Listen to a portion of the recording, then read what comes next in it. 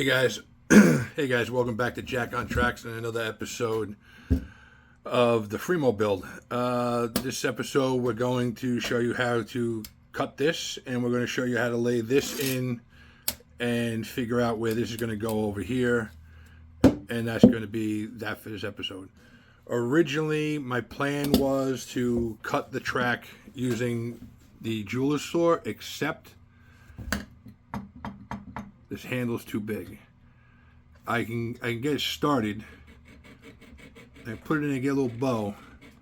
I think I'm cutting on both sides. Pretty sure I'm starting to get on both sides there. So it looked like it would work, but it's not going to. So I gotta go to this razor saw.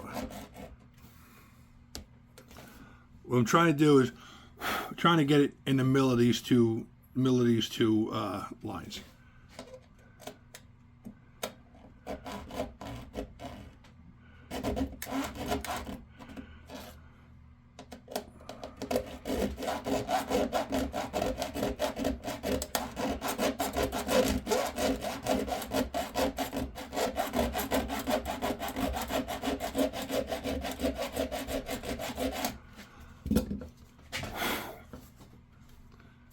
And that's pretty much it. This one's got to come a little bit more.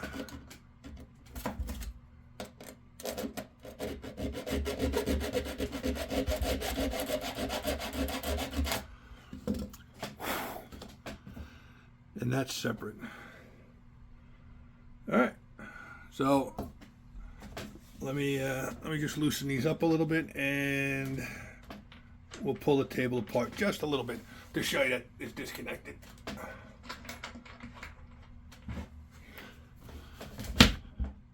Oh, that's interesting.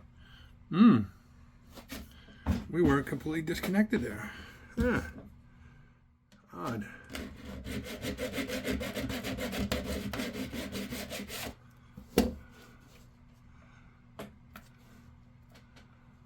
I wonder what's going on with that. Oh, I know what's going on with that.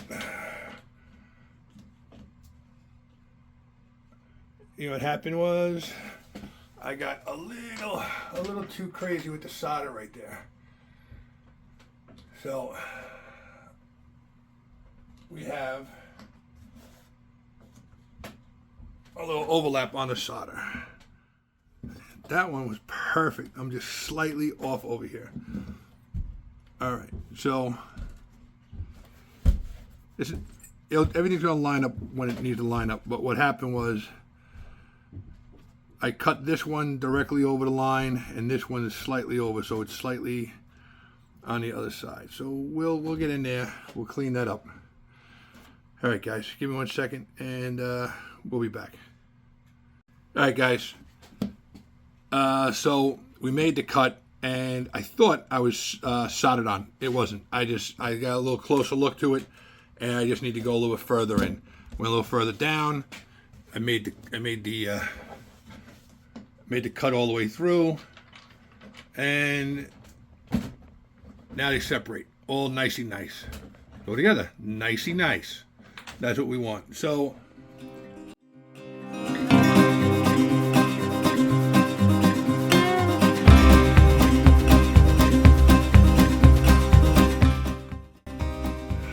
how are we going to do that for this track? So for this track, I have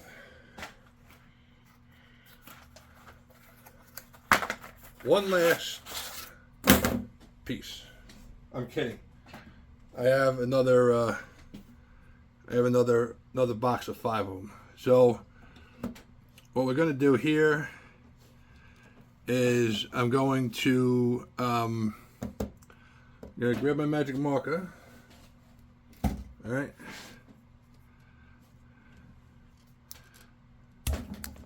And I'll line this up. Now,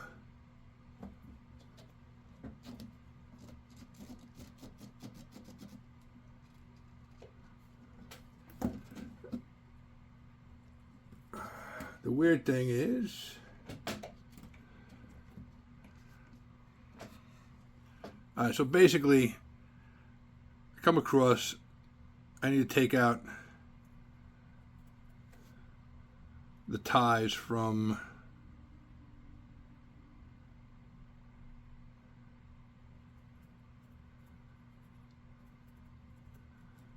gotta take all these ties out. Alright, so that's what we're gonna do. We're gonna come in here and we'll take these ties out. And then once those ties are out, my trusted box of stuff from England, I want to thank you guys for being such great guys. And we're going to lay in those. So what these do, right? You saw these in the previous video. I showed you what they did. We're going to go over it again. All right. They look like that. Two pieces made together, and you hold the track together. So how's this going to work when we attach the other side? Well, I'm going to take these bad boys in with these things clamped together, set those in, and I'm going to solder the rails right up to these. So the center section is going to be done, you know, we're not going to cut the center section at these ends, but they're going to be butted right up against it. And that's what we're going to do that. So we're going to need that set. We'll put these bad boys away. I ordered more, and I also ordered these power indicators. So I'm contemplating using these on the crossover. So when the crossover is straight, nothing will be lit up. But if you got your crossover set to crossover, the way that's getting crossed from A to B will be lit. The ties, you'll be able to see it. This is just a visual thing. I don't know if that's protocol or acceptable. I will ask in the Fremo group, and because they really don't do signaling. I just want to do this just for my mental health, and it's a new product, and I want to give it a shot. That's really it. I really just want to try a new product. But if it works and it works out, I think it'll be a cool little feature. So guys will know, and if someone forgets to throw the switch, they're not going the wrong way. I need a very short section of track over here, that way. So, all right, guys. I'm just gonna shut the camera off, and we're gonna strip out those ties. Be right back. All right, guys. So we're back. I cleaned out that piece of tie. Those ties that were there. I did the same thing. I put them on tape. It actually made it a little bit easier. So I got to keep those for later, which is perfect.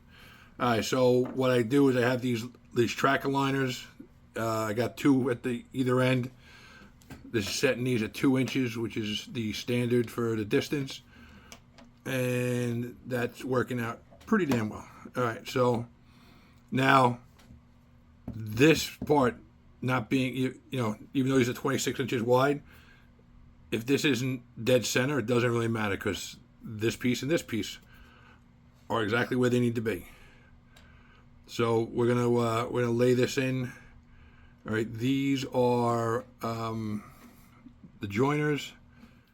All right, guys. So we got this lined in. I'm gonna put a little dot of the liquid flux. I was gonna use the paste flux, but I think this might be a better option for me. I'll do the same with this. I get this lined up in here underneath. All right, so I'm eyeing these up, and I think that's center. I just want to make sure that I'm center on the track. So I'm going to pop around and look from the other side, make sure I got the same gap on both sides, and then I'm going to drive 2 pins in each one to hold them in place, and then we're going to come inside.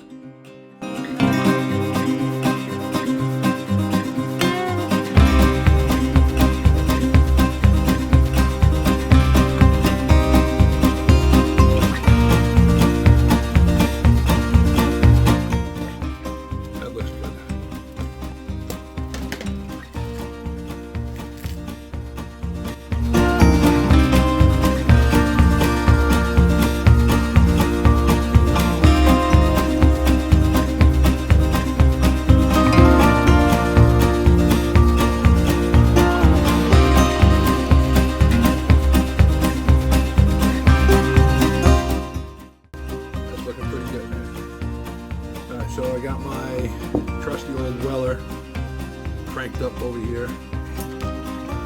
And we're going to solder this in right here. So I got the Weller cranked up, and we're just going to come in here and we're going to try to lay a little solder in.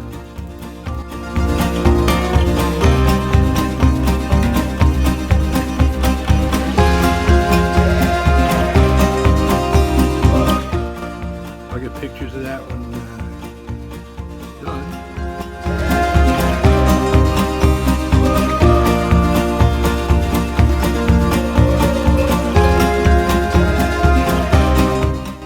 Alright, so if you see the solders coming through the other side, that's how you know you're soldered in. That's a nice solder. Alright, let this cool down for a second, and then I'm going to switch the camera around to this side so you can watch me do it. Or somehow. I'm going to try to figure it out.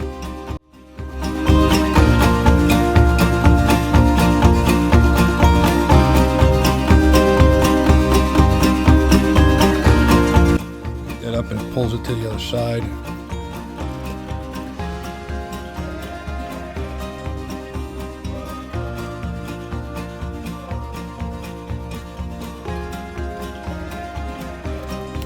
So that's pretty much that. All right.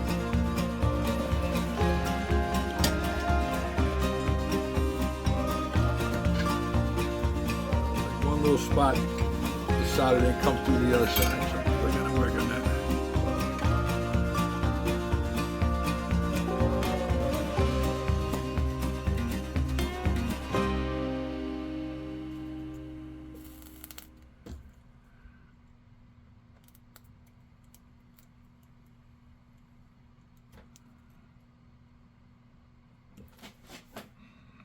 There it goes. And that's basically it. That's what you want. You want it to go through the other side.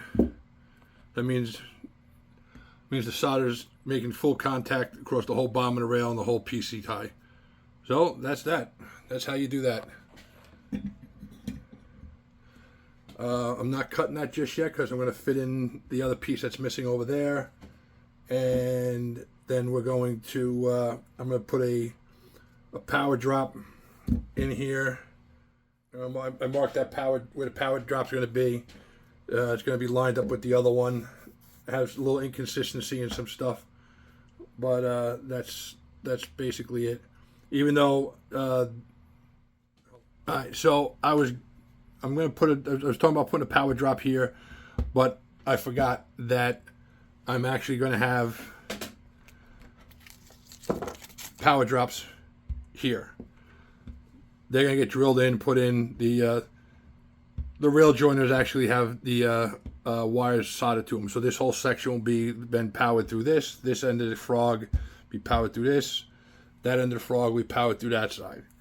All right. The switch machine, if I put it in, is going to control the frog.